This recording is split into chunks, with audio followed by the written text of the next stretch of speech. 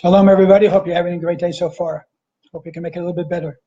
So we talked about this covenant. We talked about the giving of the Torah. Now let's go a little bit more into the giving of the Torah and how that fits with the covenant. The covenant established the relationship that God wanted to have with the Jewish people. However, we need to take that covenant to the next level. And it's much more complicated than just thinking of a covenant in terms of two people having a covenant, a marriage between a husband and wife where there's a covenant.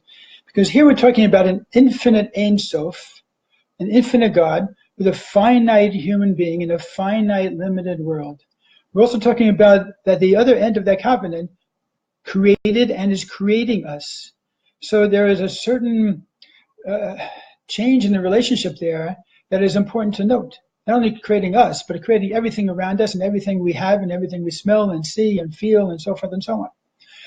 So how do we enhance that relationship with God and still make it something that is very, very internalized? So from God's perspective, let's take a little bit of a jump as far as how Chassidut and Kabbalah look at it. God said there are two primary ways that I want to enhance this relationship and make it something that will last forever.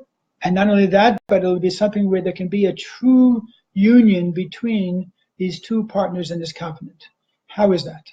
Well, number one, God did a tremendous kindness. He took from his essential wisdom and knowledge, contracted it, as the Tanya talks about in the very beginning, contracted it down to the point where it came from a infinite state of Hashem's infinite wisdom and brought it down to a Torah that even a 5-year-old could understand. God wanted to have that relationship even with a 5-year-old. So as a result, the Torah we have today, we know, is something that a 5-year-old could pick up and study the story of the Torah, the story of the Jewish people, the story of creation. But hidden within those words, as we also know, are all the secrets of Kabbalah, are all of the secrets of the Talmud, all of the pshatlach, all of the simple understanding, the 4 different levels of understanding all of the Torah, plus the deepest secrets are all found in the Torah. By Torah, I'm referring to not only the 5 books of Moses, but also, of course, all of the holy writings and all of the oral tradition as well. So God, as we say in Kabbalah, was mitzamsam, contracted that wisdom, that infinite wisdom, to a finite level that we can relate to. Now, but there's a second part of this. In addition to the fact that God wanted to present himself, to open himself up, to reveal himself to us, to let us know who he is, what he wants, what he's all about, understanding God as we do only because we have a Torah. God also has said, I have a purpose in this creation, and you are a key part of this purpose. In fact, as we learn that we are shutfim, we are actually partners with God in the process of creation. Partners, can you imagine that? Not just servants, which we also are, not just children, which we also are, but actual partners, just like in a covenant, we have a partnership.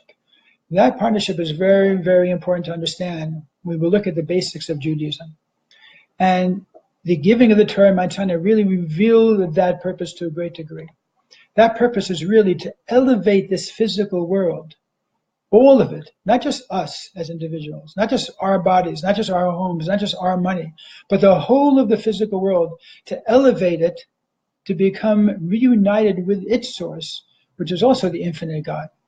So we have the Torah that comes down from the infinite to the finite, but we have the mitzvahs which elevate the finite to be reunited with the infinite. And the combination of these two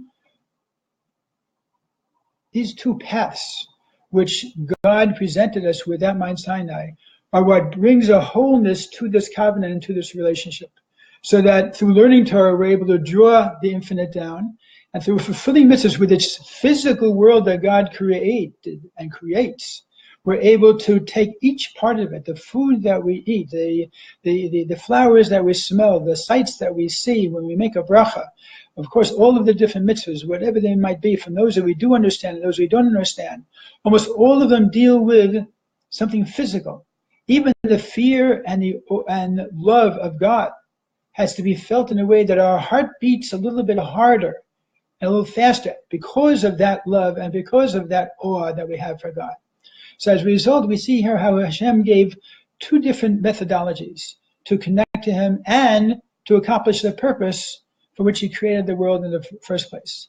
Nisava, as the Midrash says, Nisava HaKadosh Baruch Hu Lios Lo Dir B'Tachtonim. That God created the world because He wanted to have a dwelling place in this world, to be at home with us, to be part of our lives, to be able to be functioning on our level as an infinite God in our lives. And that was the real nachas, that was the real pleasure that God sought in the creation of the world and still seeks every single time we have an opportunity to do a mitzvah. Every time we have an opportunity to bend our will to do something good. Every time we do something that goes that extra yard in order to be able to bring kedusha and holiness into our lives, whether it be in our business place, whether it be in our kitchen, whether it be in our bedroom, whether it be in the dining room, wherever it might be, that we have those tools to be able to elevate the physical. How do we do that? Because the Torah is Hashem's will. His will and His wisdom. The wisdom of the Torah, we all know, because those of us who study it see the wisdom in it. But the will, which is even higher than wisdom, is enclosed into the mitzvahs. Yes, that the mitzvahs directly connect us to that willpower. And that's why they are commandments. They're not just requests. And our relationship in this covenant is, yes, as a commandee and commander. That God is really in charge of it all. And He knows what this creation is about. And He knows our souls and what our soul's purpose is. And why we're here and why we go through the trials and tribulations that we all have. And He knows all of this. And He gives us tools, the mitzvahs, the specific channels, as Kabbalah explains that mitzvah comes from the word tzavsa, to bind, to connect two things. And the mitzvah binds, it's like a tziner, or a channel through which Hashem's will binds us to our Creator. So we have 613, and of course many, many more, because there's so many different halachas and laws that we observe. Each one of them is a channel through which we're able to connect directly with the will and the ratzon of God Almighty, of the infinite force. And that's a pretty heavy thing to be aware of, that we have that type of connection. In fact, at the giving of the Torah, and I'll close with this, says that before Mount Sinai, what was the big thing about Mount Sinai? Mount Sinai was very nice, but why all of the thunder and lightning in order to present very simple laws that we already knew from beforehand?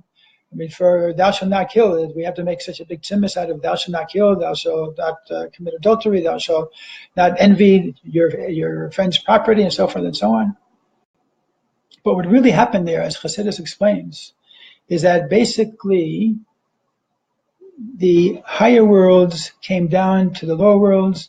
The lower worlds were able and given the potential to be elevated to the higher worlds. In other words, people before the giving of the Torah Mount Sinai were able to do certain mitzvahs. They knew there were certain mitzvahs to be done, but they didn't actually affect the physical world around them to elevate it to a higher level.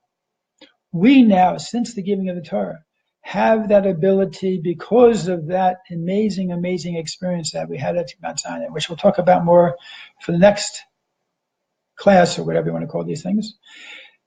The next time we'll talk about what exactly happened there to the Jewish people and why we now came to a point where we can actually elevate the physical and how that affects us as Jews every single day of our life. Have a great day, and we'll be in touch.